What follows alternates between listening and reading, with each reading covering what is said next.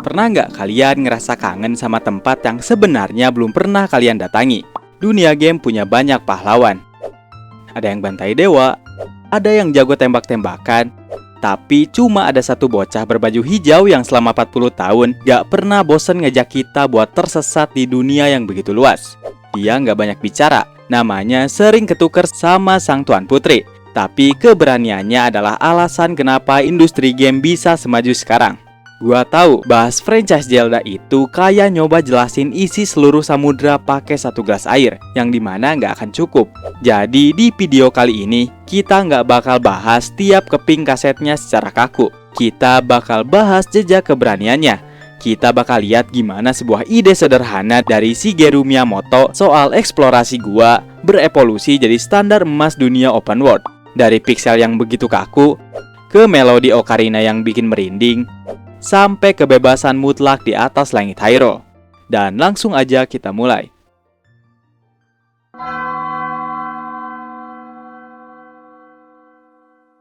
Semua keajaiban ini bermula dari sebuah keberanian untuk melangkah ke kegelapan. Di tahun 1986, saat hampir semua game di pasaran punya aturan kaku, kayak lo harus lari ke kanan dan sampai ke garis finish, The Legend of Zelda pertama di NES datang dan menghancurkan semua batasan itu. Bayangkan, di zaman itu, lo baru nyalain mesin, lo langsung dilepas di tengah padang rumput Hyrule yang luas tanpa instruksi apapun. Di depan, lo cuma ada sebuah gua gelap, dan saat lo masuk ke dalamnya, seorang kakek tua memberikan sebilah pedang sambil berkata, kalimat simpel ini bukan sekedar dialog game, tapi itu adalah undangan resmi buat kita semua untuk memulai petualangan yang gak akan pernah kita lupakan. Di sini, lo gak cuma mainin game, lo belajar buat mandiri dan percaya pada insting lo sendiri. Zelda era NES itu soal perasaan tersesat yang menyenangkan. Filosofi Miyamoto yang pengen mindahin pengalaman masa kecilnya menjelajah gua ke dalam game benar-benar tersampaikan. Di era 8-bit yang serba terbatas ini, Nintendo ngebuktiin kalau imajinasi pemain adalah GPU yang paling kuat yang pernah ada. Link bukan cuma karakter pixel berbaju hijau, tapi dia adalah perwakilan dari rasa ingin tahu kita semua. Lo bebas mau kemana aja, dan kebebasan itulah yang bikin Zelda beda dari game apapun di zamannya. Lompatan besar terjadi saat kita masuk era SNES lewat mahakarya The Legend of Zelda: A Link to the Past. Kalau game pertamanya adalah fondasi, seri ini adalah kitab suci buat game petualangan modern. Visualnya naik kelas, dunianya lebih hidup, tapi yang paling jenius adalah konsep dual world. Lo harus bolak-balik antara light world yang damai dan dark world yang hancur buat nyelesain puzzle. Ini nambah kedalaman gameplay yang bikin dunia Hyrule berasa 2 kali lebih luas dan penuh misteri. Di sini juga narasi Zelda mulai dapat bentuknya yang serius. Kita mulai kenal sama Master Sword, pedang pengusir kegelapan yang harus dicabut dari pedestal di tengah hutan berkabut. Detail kecil kayak rumput yang bisa dipotong atau ayam yang bisa nyerang balik bikin dunia ini punya nyawa. Zelda di era SNES itu ngebuktiin kalau dunia video game bisa punya kualitas produksi yang setara dengan film petualangan besar. Bikin kita ngerasa punya tanggung jawab besar buat nyelamatin kerajaannya. Tanpa era 2 dimensi ini, kita nggak akan pernah punya standar game open world seperti sekarang. Zelda ngajarin kita kalau petualangan sejati nggak butuh instruksi bertele-tele. Cuma butuh keberanian buat melangkah ke tempat yang belum kita ketahui. Dari sini, takdir antara Link, Zelda, dan Ganon mulai terkunci rapat. Dan tepat saat orang mikir Zelda udah mencapai puncaknya, Nintendo justru nyiapin ledakan besar di dimensi ketiga yang bakal ngerubah industri game selamanya.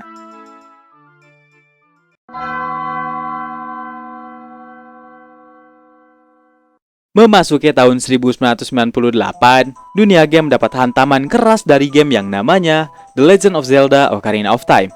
Pas semua developer masih bingung gimana cara bikin kamera yang enak di dunia 3D, Nintendo datang dan langsung kasih standar emas yang dipakai semua game action adventure sampai detik ini. Pas pertama kali kita keluar dari Kokiri Forest dan ngelihat Hyrule Field yang luas banget dengan transisi siang malam yang dinamis, rasanya tuh magis banget. Kita nggak cuma mainin Link, kita juga bisa menjadi Link yang tumbuh dewasa, melakukan perjalanan lintas waktu cuma buat ngelihat dunia yang kita cintai hancur di tangan Ganondorf. Mekanik Z-targeting yang diperkenalkan di sini adalah revolusi yang paling jenius. Simple, tapi itu adalah solusi kenapa kita bisa bertarung dengan fokus di ruang 3 dimensi. Tapi kekuatan utama dari game ini bukan cuma di teknis, melainkan di melodinya juga. Alat musik ocarina bukan sekedar item pajangan, itu adalah kunci buat manipulasi waktu, manggil hujan, bahkan sampai pindah tempat. Musik di sini punya nyawa, bikin hubungan emosional kita sama dunianya jadi sangat personal. Ocarina of Time bukan cuma game, itu adalah memori kolektif tentang masa kecil yang hilang. Tapi setelah mahakarya itu, Nintendo gak main aman. Mereka justru merilis The Legend of Zelda Majora's Mask, seri paling gelap dan depresi di sepanjang sejarah game Zelda. Dengan waktu cuma 3 hari sebelum bulan jatuh mendabrak bumi, kita dipaksa ngerasain urgensi yang luar biasa. Gamenya bukan cuma soal lawan monster, tapi soal menghadapi trauma dan kesedihan orang-orang di Termina yang tahu kalau mereka bakal mati. Pakai topeng buat berubah wujud itu udah keren, tapi ngelihat ekspresi penduduk di hari terakhir itu bener-bener bikin nyesek. Majora's Mask adalah pembuktian kalau Zelda itu berani bereksperimen dengan emosi manusia. Di sini, Link bukan pahlawan yang dapat sorak-sorai. Dia adalah pengembara kesepian yang mencoba menolong orang-orang di tengah kiamat yang udah pasti datang. Atmosfernya yang creepy dan filosofis bikin game ini jadi favorit bagi mereka yang suka bahasan deep. Nintendo ngebuktiin kalau mereka bisa bikin dunia yang sangat hidup sekaligus sangat mencekam dalam waktu yang bersamaan. 2 seri di Nintendo 64 ini adalah puncak dari evolusi narasi Zelda di masa transisi. Ocarina ngajarin kita soal kepahlawanan yang epik, sementara Majora's Mask ngajarin kita soal sisi gelap dari sebuah tanggung jawab. Mereka adalah 2 sisi koin yang sama. Soal waktu yang gak pernah bisa kita hentikan, tapi bisa kita manfaatkan buat bikin perubahan. Setelah revolusi 3D ini sukses besar, Nintendo gak lantas berhenti berinovasi. Karena tantangan berikutnya justru datang dari sisi visual yang sempat bikin fans terpecah belah.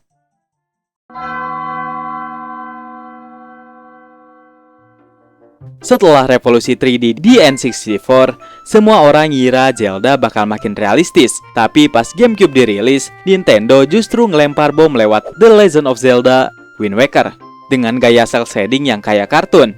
Awalnya fans ngamuk, mereka ngerasa dihianati karena pengen Link yang sangar, malah dikasih Link yang matanya gede dan ekspresif banget. Tapi seiring berjalannya waktu, orang-orang sadar kalau ini adalah keputusan jenius. Visual kartun ini bikin dunia lautan luas di Wind Waker gak pernah kelihatan tua alias timeless. Petualangan mengarungi samudra bareng King of Red Lions itu ngasih rasa kebebasan yang beda banget. Gaya ekspresi Link di Wind Waker itu luar biasa. Kita ngerasain takutnya, senengnya, sampai marahnya dia cuma lewat tatapan mata. Ini ngebuktiin kalau Zelda itu bukan cuma soal grafik yang gahar, tapi juga soal karakter. Lautan luas itu mungkin kelihatan kosong bagi sebagian orang, tapi buat mereka yang suka eksplorasi, setiap pulau kecil punya rahasia yang bikin kita betah berjam-jam cuma buat berlayar. Wind Waker adalah pengingat kalau jiwa petualangan itu nggak butuh visual yang serius, cuma butuh rasa penasaran yang nggak terbatas. Tapi Nintendo dengerin protes fans, dan akhirnya mereka merilis The Legend of Zelda Twilight Princess. Ini adalah jawaban buat mereka yang kangen sama atmosfer gelap ala Majora's Mask. Dunia yang lebih becek, lebih suram, dan Link yang bisa berubah jadi serigala. Di sini kita ketemu sama Midna, salah satu companion terbaik di seri Zelda yang punya perkembangan karakter yang sangat emosional.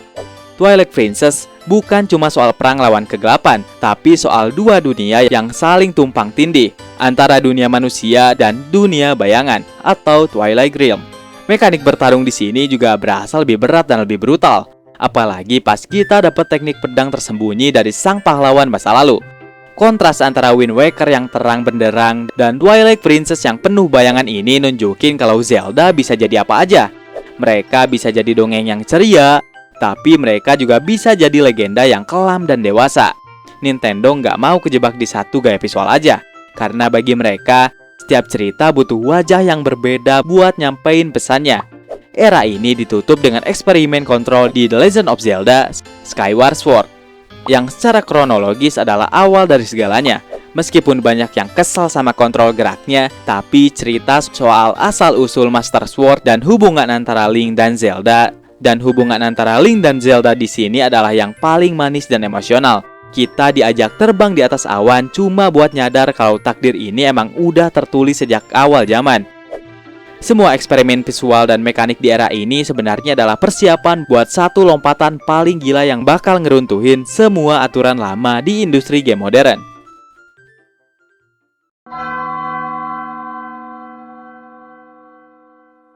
Setelah puluhan tahun pakai rumus yang sama, di tahun 2017, Nintendo ngerilis The Legend of Zelda Breath of the Wild dan langsung bikin semua developer game open world di seluruh dunia garuk-garuk kepala. Mereka ngebawa balik filosofi tersesat dari game pertama di NES, tapi dengan skala yang luar biasa masif. Di sini lo nggak dipaksa ikutin cerita. Begitu lo keluar dari Great Plateau, dunianya 100% milik lo. Mau langsung lawan bos terakhir pakai ranting pohon? Bisa. Mau masak-masak selama puluhan jam? Silahkan. Kebebasan di sini bukan cuma gimmick, tapi sebuah sistem mekanik yang sangat cerdas di mana setiap elemen kimia dan fisika di dunianya saling bereaksi. Yang bikin era ini magis bukan cuma luas petanya, tapi rasa penemuan yang gak akan pernah habis. Gak ada lagi checklist tugas yang ngebosenin di layar. Lo ngelihat ada asap di kejauhan, lo samperin dan tiba-tiba lo udah ada di tengah petualangan baru yang gak terduga. Link di sini adalah sosok yang rapuh tapi tangguh, seorang prajurit yang gagal dan bangun 100 tahun kemudian di dunia yang udah gak dia kenali. Kesunyian di Hyrule, musik piano yang minimalis, dan pemandangan alam yang luas bikin kita ngerasa kalau Hyrule itu sendiri adalah karakter utama di game ini. Tapi ternyata itu semua baru pemanasan sampai Tears of the Kingdom dirilis dan ngebawa konsep kebebasan ke level yang gak masuk akal. Kalau di seri sebelumnya kita cuma eksplorasi daratan, sekarang kita dikasih langit dan bawah tanah yang sangat gelap. Tapi bintang utamanya adalah sistem konstruksi yang bikin kita bisa jadi insinyur dadakan. Kita bisa bikin mobil, pesawat, atau bahkan robot tempur raksasa cuma dari barang bekas. Nintendo ngebuktiin kalau batas satu-satunya di game ini adalah imajinasi pemainnya sendiri. Ini bukan lagi cuma sekedar game petualangan, ini adalah sebuah simulasi kreativitas yang sangat gila. Narasi di era modern ini juga sangat menyentuh. Kita ngelihat perjuangan Zelda yang gak cuma nunggu buat diselamatkan, tapi dia berkorban dengan cara yang sangat tragis demi masa depan Hyrule. Hubungan antara Link dan Zelda di sini kerasa jauh lebih dewasa dan emosional. Kita diajak buat paham kalau untuk menyelamatkan sesuatu yang berharga, terkadang kita harus kehilangan sebagian dari diri kita sendiri. Era open air ini sukses bikin Zelda bukan cuma relevan, tapi menjadi raja yang tak tergoyahkan di industri game saat ini. Keberanian Nintendo buat ngerombak total identitas Zelda adalah pelajaran yang berharga bagi kita semua. Mereka nggak takut buat ninggalin kenyamanan demi mencapai sesuatu yang lebih besar. Dari era pixel yang sederhana sampai ke sistem konstruksi yang kompleks, Zelda selalu berhasil mempertahankan satu hal, yaitu rasa takjub saat kita melangkah ke dunia yang belum pernah kita lihat sebelumnya. Dan tepat saat kita mikir nggak ada lagi yang bisa ditingkatkan, kita diingatkan bahwa legenda ini akan selalu menemukan cara untuk terlahir kembali dalam bentuk yang lebih menakjubkan.